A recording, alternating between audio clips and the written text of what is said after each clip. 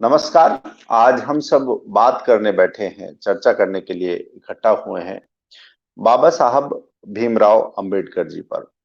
बाबा साहब का व्यक्तित्व कुछ ऐसा है कि कोई साल, कोई महीना, कोई दिन ऐसा नहीं होता कि भारत में या दुनिया में उनके बारे में कहीं कोई चर्चा ना चल रही हो। ये इस व्यक्तित्व की विलक्षणता हम कह सकते हैं। परंतु जिन संदर्भों में जिस तरह से बाबा साहब पर चर्चा होती है, उसका विवेचन हमें एक बात पर मजबूर करता है कि थोड़ा गहराई में उतरकर उस व्यक्तित्व को समझा जाए। और ये काम कोई और आके नहीं करने वाला।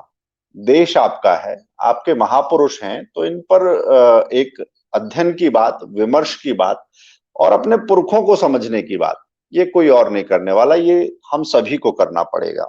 बहुत दुख होता है जब बाबा साहब के बारे में बात होते हुए सबसे पहले कुछ लोग उन्हें सिर्फ एक वर्ग का नायक, वर्ग का नेता बताते हैं और उन्हें पूजते हैं। अपने महापुरुषों का सम्मान बहुत आवश्यक है। ये उत्साह, आनंद बहुत अच्छी बात है। परंतु ये एक वर्ग तक सीमित क्यों है? और क्यों बाबा साहब को एक वर्ग विद्वेष का एक ठप्पा लगाया जाता है? ये बात बहुत ज्यादा दुख पहुंचाने वाली है। और इससे ये भी लगता है कि शायद हमें जिस तरह से अपने पुरखों को समझना चाहिए था, हमने शायद वो समझने का काम कहीं ना कहीं हम चूक गए। या फिर इस देश को बांटो और राज करो, ये जो मानसिकता थी, वही मानसिकता आगे चलकर ये आई कि इस देश का कोई एक साझे प्रतीक नहीं हो सकते, साझे महापुरुष नहीं हो सकते, साझी रीति नीति नहीं हो सकती, किसी बात में एकता समरसता की बात नहीं हो सकती। ऐसे ही लोग जैसे बांटो और राज करो वाले मानसिकता के लोगों ने क्या हमारे महापुरुषों को भी बांट दिया है, उनके उनके वर्गों के नेता के तौर पर बना दिया है? अगर ऐसा है तो निश्चित ही ये हमारे महापुरुषों के साथ बड़ा अन्याय है और बाबा साहब भी इस अन्याय का शिकार दिखाई देते हैं। ये बहुत दुखद बात है। आ, एक बाबा साहब का ही यदि कथन लें तो बाबा साहब ने एक बार कहा था कि हमारे यहाँ अलग अलग और विरोधी विचारधाराओं वाले कई राजनीतिक दल मिल जाएंगे, कई राजनीतिक दल होंगे। भारतीय जनता जो है वो देश पर समुदाय को प्रधानता देगी या समुदाय पर देश को प्रधानता देगी? मुझे आशा है कि देशवासी एक दिन ये समझ सकेंगे कि देश व्यक्ति से बढ़कर है। जो बाबा साहब ये बात कहते हैं, देश को सबसे ऊपर रखते हैं, उन्हें सिर्फ एक खांचे में रख देना, ब्रैकेटिंग कर देना, ये हमें समझना पड़ेगा कि हमारे एक महापुरुष के साथ कितना धूर्तता भरा ये षड्यंत्र है। बाबा साहब के जीवन को यदि आप देखेंगे तो ऐसा जीवन सरल नहीं होता, सहज नहीं होता। और आपको ऐसे उदाहरण भी सरलता से नहीं मिलते हैं। महापुरुष ऐसी चीज नहीं है कि धोके घिसके चमका कर झाड़ पहुंच कर किसी को महापुरुष बना दिया जाए। कुछ लोगों ने नाम के पीछे, कुनबे के पीछे ऐसी कोशिशें हुई हैं, मगर उसके उस वो कोशिश भी एक सीमा तक ही जाती है। उसके आगे ये ऐसी कोशिशें फलीभूत नहीं होती हैं। बाबा साहब का जो जीवन है वो अगर अगर आप शुरुआत से देखेंगे तो अत्यंत कष्टमय परिस्थिति, जितनी प्रताड़ना मिली, जितना विष मिला, वो सारा विष पिया और इस समाज को बदले में अमृत ही दिया। ये बाबा साहब को बड़ा बनाता है और ये पूरे समाज को बताने वाली बात है। आप कल्पना कीजिए कि एक छोटा सा बालक है, बच्चों के साथ खेलने की जिद करता है और माँ कहती है कि बेटा तू सूबेदार मेजर का बेटा है, सिर्फ इतना काफी नहीं है, तू साथ में महार भी है, इन बच्चों के साथ नहीं खेल सकता। उस बच्चे के मन पर क्या बीती होगी? स्कूल में दाखिले की जब बात आती है तो फिर वहां पर जाति की बाधा आ जाती है।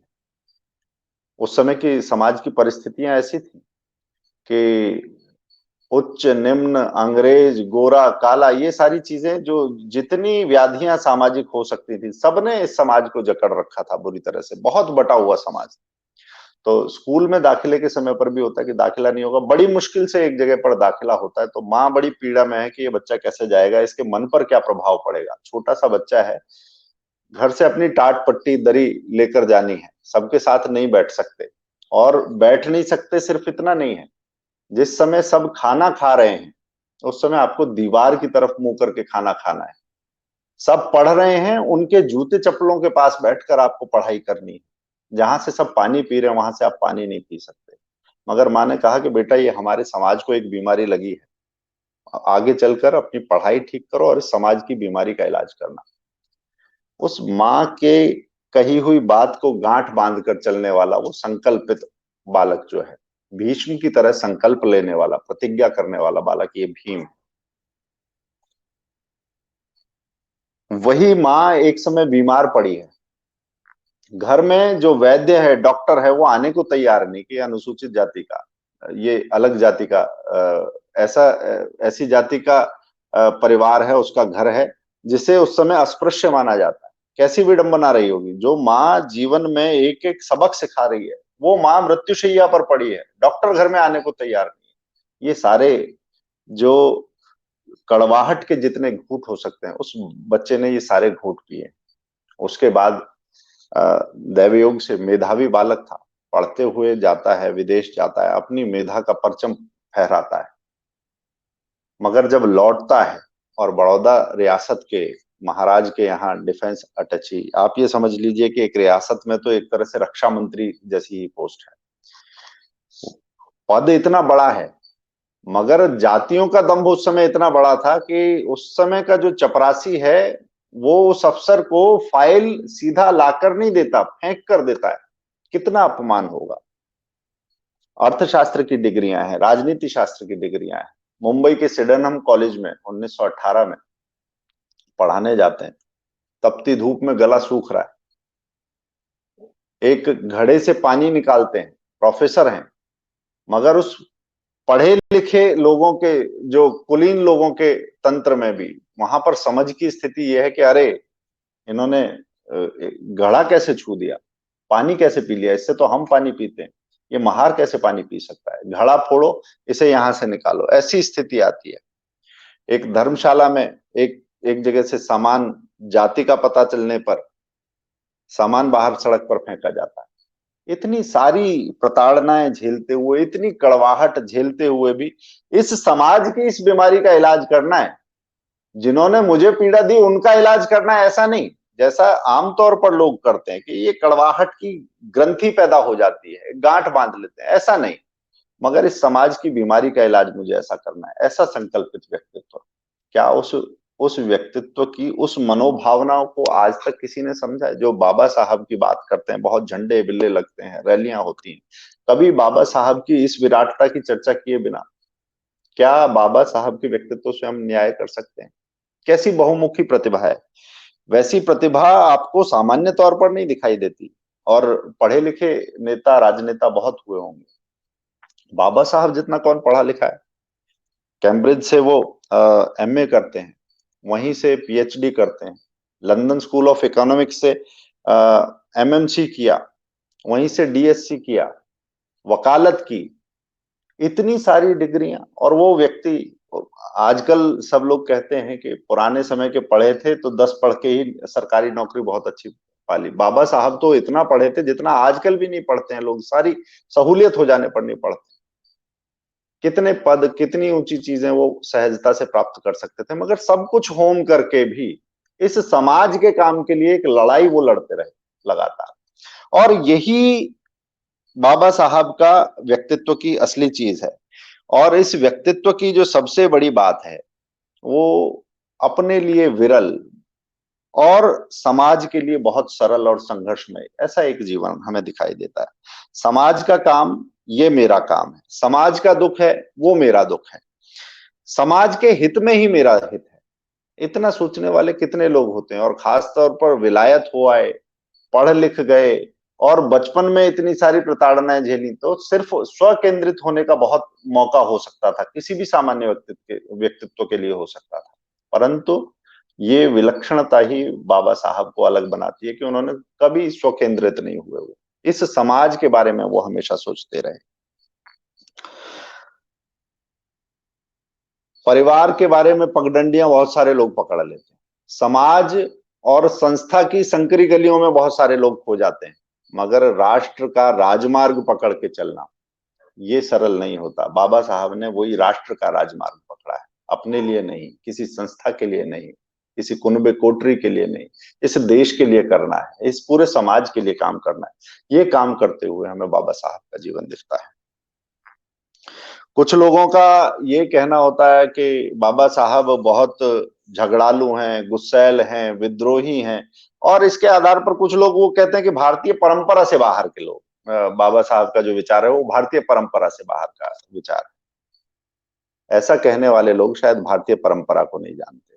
और ये दावा करने वाले लोग ये भी कहते हैं कि जब संविधान का जो मसौदा समिति थी, उसके बाबा साहब उसकी अगुवाई कर रहे थे, जो संविधान में जो समता और बंधुत्व की बात जो कही गई, वो तीनों बातें जो थी वो फ्रेंच क्रांति से ली गई हैं, न्याय, समता और बंधुत्व। मगर ऐसा नहीं है। अगर आप बाबा साहब के जीवन को देखेंगे तो आप पाएंगे कि ये विद्रोही स्वभाव हो, चाहे इन तीनों गुणों की बात हो, न्याय, समता और बंधुत्व, ये किसी फ्रेंच क्रांति से नहीं आए। बाबा साहब के जीवन में तीन गुरु हैं। उनके पहले गुरु हैं महात्मा बुद्ध। महात्मा बुद्ध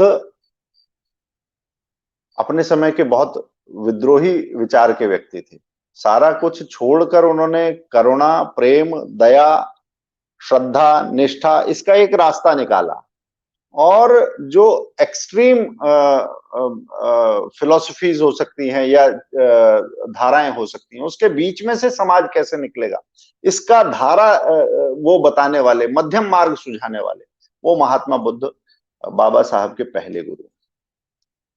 बगावती एक और भारतीय परंपरा की ही बात करें, जो लोग कहते हैं कि ये परंपरा भारत की नहीं, एक और बगावती कबीर। कबीर बिल्कुल, अगर किसी से बात करते हैं तो इतनी खरी बात है कि आजकल भी शायद लोग इतना ना करते हो। कांकर पाथर जोड़कर मस्जिद लई बनाए, ताचड़ मुल्ला बांग दे और बहरा हुआ खुदाए। अभी जब इलाहाबाद हाई कोर्ट ने जब बोला अजान पर, तो आज के समय पर ये बड़ा हो हल्ला मचता है सोशल मीडिया पर। कबीर तो ये बात कब से कह रहे थे, और उस समय कह रहे थे जब मुगल राज था। तो ऐसा खरी बात कहने वाला मगर किसी के लिए कड़वाहट ना पालने वाला, वो एक और गुरु बाबा साहब के दिखाई देते हैं, कबीर।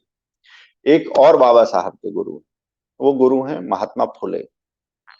कि संस्कृति ठीक है मगर ये विकृति नहीं आनी चाहिए, ये पाखंड नहीं होना चाहिए, कर्मकांड के नाम पर पोंगापंथी नहीं चलेगी। ये जो सारी चीज हैं कि आप इतने अंतर पैदा कर दो समाज में, उस अंतरों के खिलाफ बिगुल फूंकने वाले महात्मा फुले बाबा साहब के तीसरे गुरु हैं।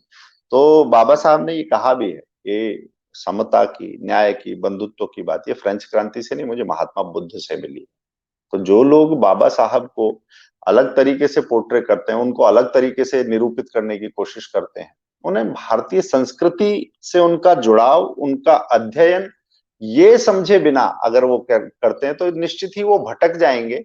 और भटकने में अपने समाज में कहीं ना कहीं दरारें और खाइयां पैदा करने का काम ऐसे लोग बाबा साहब को आगे लेकर उनके विचार के बिल्कुल उलट, जो समाज को एक करने की लड़ाई लड़ते रहे, उनके विचार के बिल्कुल उलट वो दूसरी तरफ बहक जाएंगे या लोगों को बहका देंगे। इस बात की एक आशंका, इस बात का खतरा, इस बात के प्रयास लगातार होते भी रहते हैं और ये खतरा दिखाई भी देता है। तो यहाँ पर भी लगता है कि बाबा साहब को समग्रता में सोचे बिना कहीं उनका अनुयायी होने का दम भरने वाले लोग, उनके नाम पर राजनीति करने वाले लोग, कहीं ये उनके व्यक्तित्व के साथ अन्याय तो नहीं कर रहे। बाबा साहब की अगर सोच की बात कहें तो उस सोच में बार बार जो बात अभिव्यक्त होती है वो इस समाज के संगठन की बात आती है और देश को सर्वोपरि रखने की बात आती है। 1949 का उनका एक भाषण है और भाषण में बड़ी स्पष्टता से वो ये बात कहते हैं कि country must be placed above community, यानी किसी भी वर्ग से ऊपर जो आता है वो देश का स्थान किसी भी वर्ग से ऊपर है। किसी भी समाज के अलग अलग जो धड़े होते हैं, ये धड़ेबाजी की गुंजाइश जो है वो देश में कहीं पर नहीं है। बाबा साहब की सोच जो है वो खांचों में बटी हुई सोच नहीं है, एक बड़ा पिक्चर वो देख पाते हैं, इसीलिए वो दूर तक की बातें सोच भी पाते हैं। सिर्फ ये कहना कि उन्होंने जाति की राजनीति की थी, या सिर्फ संविधान सभा के मसौदा कमेटी के ड्राफ्ट कमेटी के वो चेयरमैन थे, ये मुझे लगता है कि समग्रता में ना देखने की एक त्रुटि जो है वो उनके साथ है। आप आज के संबंध में देखें तो नेहरू जी को नए भारत का निर्माता कहते हैं।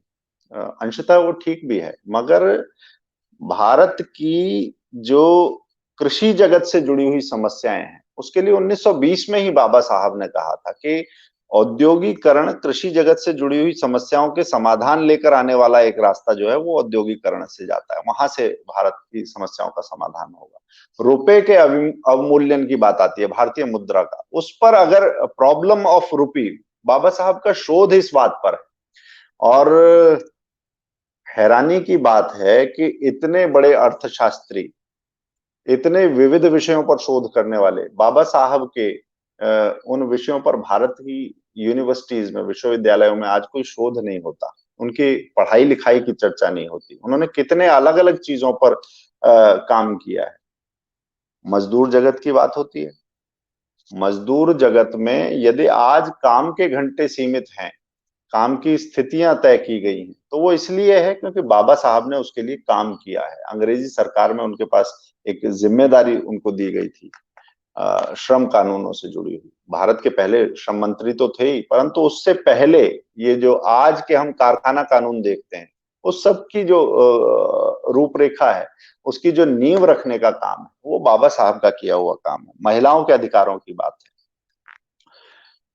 वेतन ठीक हो, महिलाओं का बराबर हो, उसके अतिरिक्त जो गर्भवती महिलाओं के लिए छुट्टी की आवश्यकता है, ये सारी चीजों का बड़ी बारीकी से इस समाज की आवश्यकताओं को समझना, उसके लिए काम करने का जो जज्बा दिखता है, उसकी जो दूरदर्शिता दिखती है, वो बाबा साहब का ये काम है।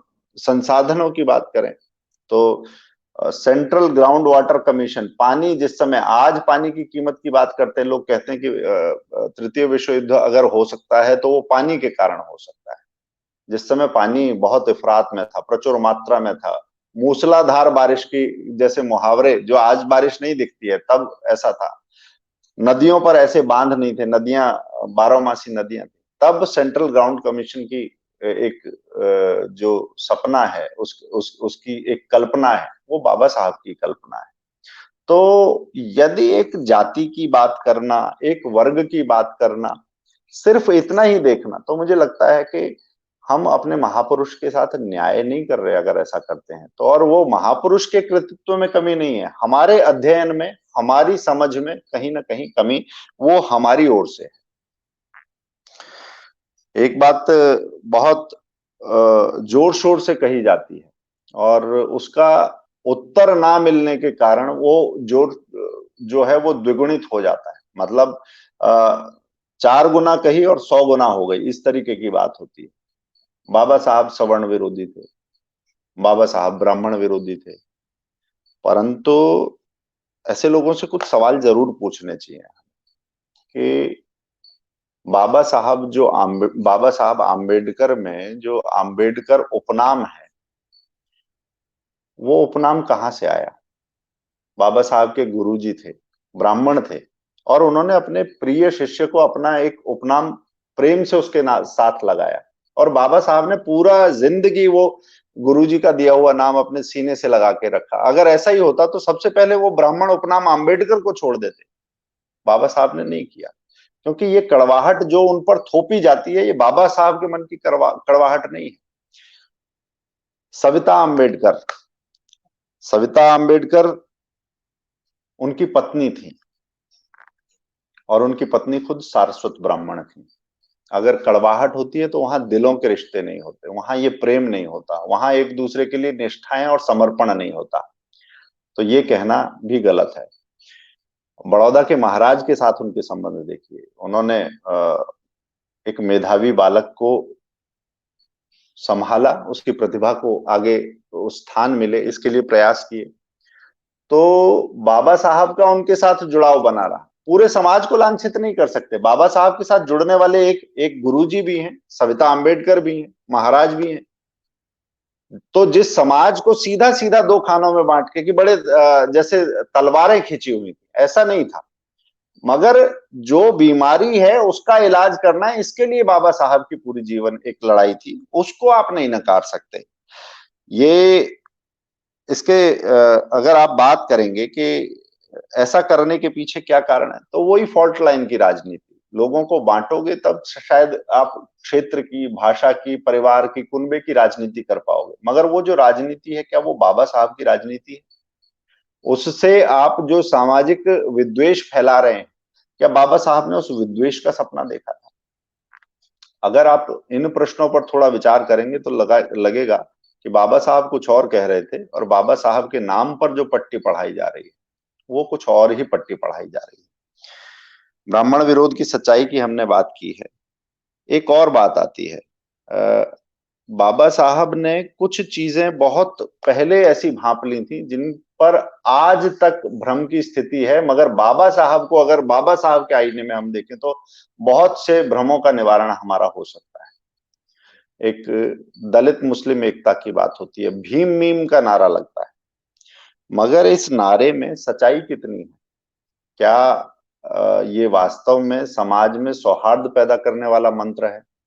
बाबा साहब तो कम से कम ऐसा नहीं समझते थे, और ये अनेक बार अनेक उदाहरणों से ये बात स्थापित भी हुई।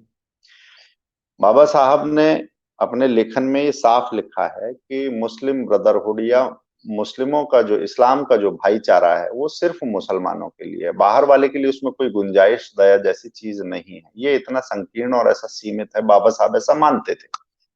बाबा साहब के समकालीन जोगेंद्रनाथ मंडल थे। जोगेंद्रनाथ मंडल बाबा साहब की इस बात से सहमत नहीं थे। उन्हें लगता था कि ये भीम भीम जैसी चीज, उस समय नारा नहीं था, मगर उन्हें लगता था कि जिन्ना के साथ जाने से दलितों का भला हो सकता है। वो विभाजन के समय बाबा साहब ने रोका इधर, मगर जोगेंद्रनाथ मंडल दूसरी ओर गए सीमा के, और उन्हें लगता था कि सारी स्थितियां बदल सकती हैं। मैं बाबा साहब के सामने भी उदाहरण रख सकता हूँ, परंतु पाकिस्तान में उनकी आंखें बहुत जल्दी खुल गई। उनके साथ जो लोग गए थे, जो आज जिन्हें हम अनुसूचित जाति जनजाति का व्यक्ति के तौर पर, वर्ग के तौर पर चिन्हित करते हैं इस संवैधानिक व्यवस्था में, जिनके लिए आरक्षण की व्यवस्था की गई है, कमजोर वर्ग हैं जिनके उन्नयन की व्यवस्था भारत में की गई, उस वर्ग के लोग भी जोगिंद्रनाथ मंडल के साथ गए थे। परंतु उनका कन्वर्जन, हत्याएं, बलात्कार, स्थिति ऐसी हुई कि जोगिंद्रनाथ मंडल को लौट कर आना पड़ा। उन्हें पता चला कि बाबा साहब बिल्कुल ठीक थे, उनका निर्णय गलत था। बड़ी दारुण स्थिति में जोगिंद्रनाथ मंडल की मृत्यु हुई। बाबा साहब ने, यानी कि जो राजनीति सुभीते की राजनीति है, मौका परस्ती की राजनीति है, लोगों को फुसलाने वाली राजनीति है, उन्होंने उसे पकड़ लिया था। और वो उसे उसी तरीके से, बाबा साहब का एक स्वभाव था कि वो खरी बात कहने में हिचकते नहीं थे। वो हिचके नहीं, इसीलिए उन्होंने कहा कि इस्लाम का जो भाईचारा है वो सिर्फ अपने में सीमित दिखता है। आज हम देखें मुस्लिम ब्रदरहुड ने पूरी दुनिया में जो किया है, कितना खून खराबा हुआ है, कहाँ किसके लिए कौन सी गुंजाइश है? बाबा साहब से ही दिखाई देती। उन्होंने ये बात तब पकड़ ली थी। पाकिस्तान की बात आती है कि बाबा साहब ने शायद समाज को इतना बांट दिया था कि पाकिस्तान की बन आई थी, और ताकत की बात आती है, इसका भी उत्तर बाबा साहब ने अपने समय में दिया। उन्होंने कहा कि ये मुंबई में जो महाराष्ट्र में जो वसंत व्याख्यान माला होती है, बहुत प्रसिद्ध व्याख्यान माला है, उसमें उन्होंने कहा कि आप इस झूठी धारणा को ना पालें कि पाकिस्तान अपने मुस्लिम साम्राज्य का विस्तार जो है वो भारत में कर लेगा। वो भारत में इस साम्राज्य को फैलाने में समर्थ होगा। हिंदू उन्हें धूल चटा देंगे। मैं मानता हूं कि कुछ बातों पर हिंदुओं का आपसी झगड़ा है, लेकिन मैं आपके समक्ष शपथ लेता हूं कि मैं अपनी मातृभूमि के लिए अपना जीवन न्यौछावर कर दूंगा। कहाँ है फाक? पूरे एक समाज के लिए, पूरे हिंदुस्तान के लिए। हिंदुओं पर पाकिस्तान मुस्लिम होने के कारण अगर आक्रमण करता है तो ये समाज सारा एक है। ये कौन कह रहा है? ये बाबा साहब कह रहे हैं। बाबा साहब के बारे में बात करने वाले लोग इन तरह की बातों को गोल कर जाते हैं, इन पर कभी कोई चर्चा नहीं करना चाहते। बाबा साहब के मन की जो पीड़ा है, दरअसल वो किसी धर्म पर प्रहार नहीं है, किसी वर्ग पर प्रहार नहीं है, इस देश पर तो प्रहार बिल्कुल ही नहीं है। वो प्रहार इन कुरीतियों पर है। और वो उसी तरह का है कि जैसे आप अपने परिवार में भी कुछ खराब चीजों पर झल्लाते हैं, चिल्लाते हैं, झगड़ते हैं, मगर वो सारा कुछ आपका आक्रोश जो है वो चीजों को ठीक करने के लिए होता है। बाबा साहब का भी आक्रोश इसी तरह से लोग उन्हें हिंदू समाज के शत्रु के तौर पर पोर्ट्रेट करते हैं। इससे इससे ज्यादा विसंगतिकारी, विडंबनापूर्ण बात और कोई हो नहीं सकती। महाड़ के आंदोलन का जो महाड़ का जो तालाब था, चवदार तालाब, उसका आंदोलन यदि आप याद करें तो बाबा साहब ने क्या कहा। एक तालाब है और उस तालाब में से आप जिन्हें आप निम्न जाति कहते हो वो पानी नहीं पी सकते।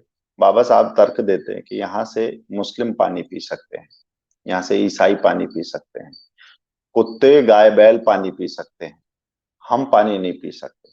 ये आपको, ये बात सोचकर आपको लज्जा नहीं आती? बाबा साहब इस बात पर समाज को बार बार झंझोड़ते हैं। वो कहते हैं हमारे लिए तो बहुत सरल था, हम मुस्लिम या ईसाई बन जाते तो आप हमें नहीं रोकते पानी पीने से।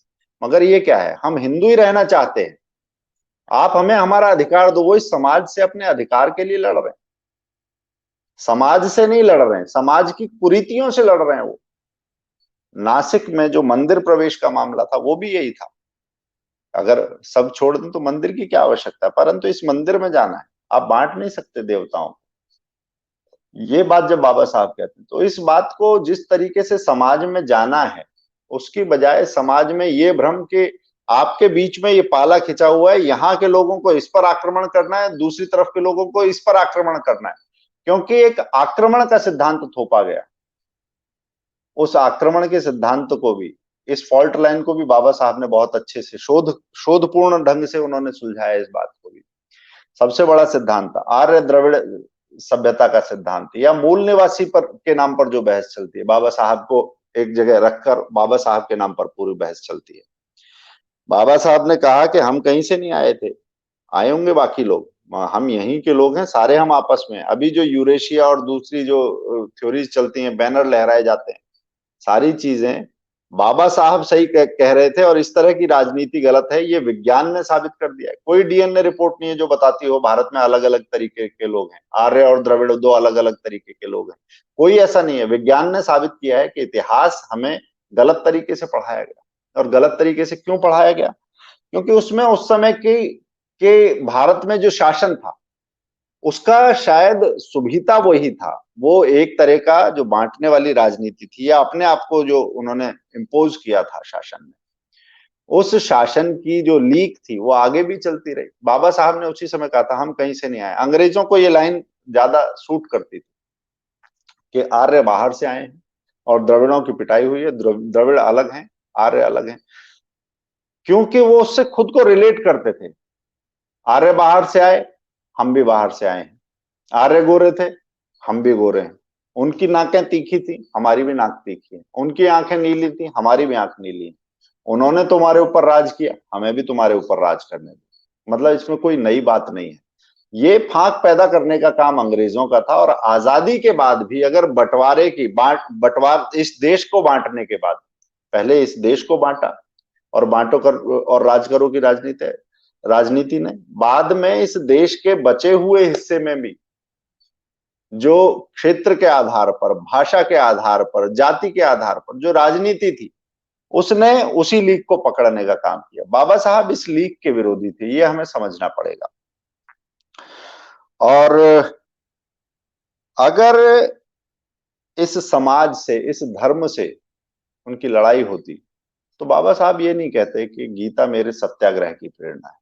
वो जो अखबार निकालते थे उसके ऊपर जय भवानी भी ना लिखते, और सैकड़ों लोगों के जो यज्ञोपवीत करवाए वो यज्ञोपवीत भी ना कराते। ये ठीक है कि जो समाज को झिझोड़ने की यात्रा में जब समाज नहीं जागता है तो एक क्षोभ पैदा होता है, एक गुस्सा आता है।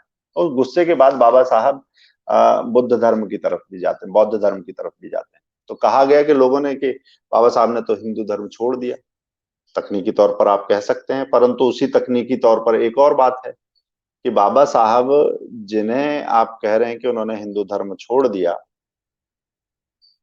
वही बाबा साहब जब संविधान की बात आती है तो हिंदू कोड बिल जो है वो सिखों पर, जैनों पर, बौद्धों पर, यानी इस भारत में से जो उपजे मत पंथ हैं उनकी मान्यताएं एक ही हैं, वो ये बताता है। तो बाबा साहब गए कहाँ? एक बड़ा परिवार है, उसकी अलग अलग शाखाएं हैं, और यही बात कुछ लोगों को आज चुभ सकती है, मगर उस समय का अगर आप इंडियन एक्सप्रेस निकाल कर देखेंगे तो उसमें यही लिखा है कि बाबा साहब ने आज हिंदू धर्म की एक शाखा से दूसरी शाखा को अपनाने का काम बाबा साहब ने किया। आजकल की राजनीति को ये बातें शायद सहज ना लगती हों, मगर बाबा साहब के समय में बाबा साहब ने यही किया है। उनके पास ईसाइयत में जाने का विकल्प था, हैदराबाद निजाम के लोग उनके पास इस्लाम के लिए आए थे, मगर बाबा साहब ने ये कहा कि अगर मैं भारतीय जड़ों से कट जाऊंगा, अगर मैं किसी ऐसे मत पंथ से जुड़ता हूं जिसकी जड़ों में, जिसके जिसके विचार में ये भारतीयता नहीं है, जिसमें सबको देखने की वाली दृष्टि नहीं, ये बाबा साहब अगर ना सोचते तो शायद वो ईसाई हो जाते, वो शायद इस्लाम को स्वीकार कर लेते, मगर बाबा साहब ने ये सब नहीं किया। आप ये सब करते हुए देखेंगे तो पता चलेगा कि चौदार तालाब की जो लड़ाई लड़ रहे थे कि हिंदू धर्म में ही रहना है, वो किस लिए थी? नासिक के राम मंदिर की जो मंदिर प्रवेश की जो लड़ाई थी, वो इसलिए थी। जो अखबार पर जय भवानी लिखना, गीता को प्रेरणा बताना, वो इसीलिए था। और उस जीवन में इतनी गुंजाइश है कि वो बुद्ध को भी प्रेरणा मान सकता है, कबीर को भी गुरु मान सकता है, अपना अगुआ वो फुले को भी मान सकता है, क्योंकि ये छूट जो है भारतीय संस्कृति से निकले हुए, इस जमीन से निकले हुए मतपंथों में ये छूट मिलती है और परिष्कार करने की गुंजाइश मिलती है। अगर कोई चीज गलत है तो उसे सही करने की गुंजाइश अगर है कहीं, तो वो इस्लाम के भीतर नहीं मिलेगी, ईसाइयत में नहीं मिलेगी, मगर इस देश में विमर्श की भी परंपरा है, अलग धारा की भी परंपरा है। बाबा साहब ये बात अपने जीवन में उन्होंने बहुत अच्छे से स्थापित की, ये भी हमें समझना चाहिए। कम्युनिज्म की एक जुगलबंदी दिखाई देती है आजकल, मूल निवासी का विमर्श हो या जो अनुसूचित जाति जनजाति की राजनीति हो, मगर बाबा साहब ने अपने समय पे इसको बहुत बारीकी से देखा था।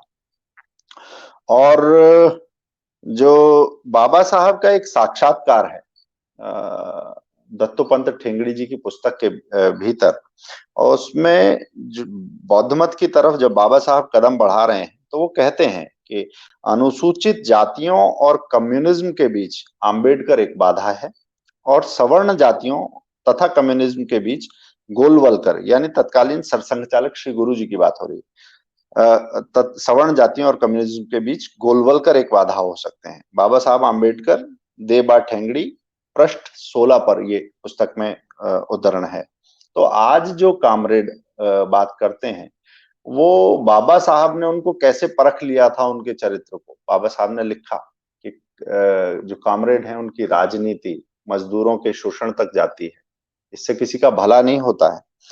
उसके मौलिक तत्व ज्ञान पर वो बाबा साहब सवाल उठाते हैं। सिर्फ रुपए कौड़ी से व्यक्ति संतुष्ट नहीं होता है, ये इस देश का मिजाज नहीं है, रुपए कौड़ी की बात नहीं करता, उसे शांति चाहिए, समता चाहिए, न्याय चाहिए, भाईचारा चाहिए, ये सारी बातें नहीं होंगी।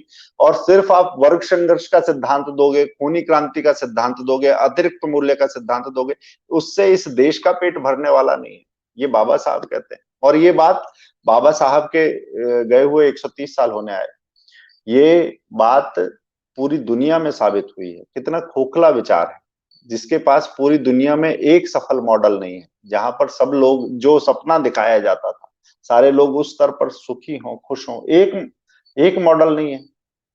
ये कौन सा मॉडल है? वो दुनिया को नॉर्थ कोरिया या किम जोंग उन तो दे सकता है, मगर क्या दुनिया को भाईचारा और शांति दे सकता है ये मॉडल? ये बाबा साहब ने उस समय पर बात पकड़ ली थी। और कम्युनिज्मों की बात का ये जो पाखंड है, उसकी पोल खोलने की जरूरत बाबा साहब के निष्कर्षों के आधार पर आज भी ये लगती है कि उस पर समाज के सामने ये बात जानी चाहिए। और यदि इस समाज के महापुरुषों की बात करें तो एक पैरिटी, एक समता की बात भी मैं देखता हूँ। एक एक एक ही समाज, एक ही कालखंड, उसी महाराष्ट्र की भूमि, दो डॉक्टर हैं, एक डॉक्टर हेडगेवार हैं नागपुर में, एक बाबा साहब आम्बेडकर हैं। तो जैसे आज भी आपको दो डॉक्टर अलग अलग तरीके के मिल सकते हैं, उनके इलाज के तरीके अलग अलग हो सकते हैं, मगर अंततः उनका जोर जो है, उनका ध्यान जो है, वो बीमारी मिटाने पर ही होता है। डॉक्टर हेडगेवार ने भी समाज की कुछ बीमारियां मिटाने का एक संकल्प लिया था, और डॉक्टर बाबा साहब ने भी, भीमराव अंबेडकर जी ने भी इस समाज की कुछ बीमारियों का इलाज करने का एक प्रण लिया था। वो आपस में अंतर मानना, भेदभाव करना, अस्पृश्यता और इस देश को एक ना मानना, इन सब चीजों का इलाज करने के लिए ये दोनों डॉक्टर्स अपने एक बड़े सफल हो सकते थे आर्थिक तौर पर, व्यक्तिगत तौर पर, परंतु ये सब छोड़ के उन्होंने समाज का सेवा का एक संकल्प लिया। दोनों ही डॉक्टर ऐसे हैं। एक ने शाखाओं के तौर पर छोटी छोटी डिस्पेंसरीज खोली, एक ने थोड़ा झिझोड़ के मरीज को थोड़ा झटका देकर उसमें चेतना जगाने की कोशिश की। और दोनों ही डॉक्टर ऐसे थे जिनका नायक पूजा में कोई विश्वास नहीं था। डॉक्टर साहब,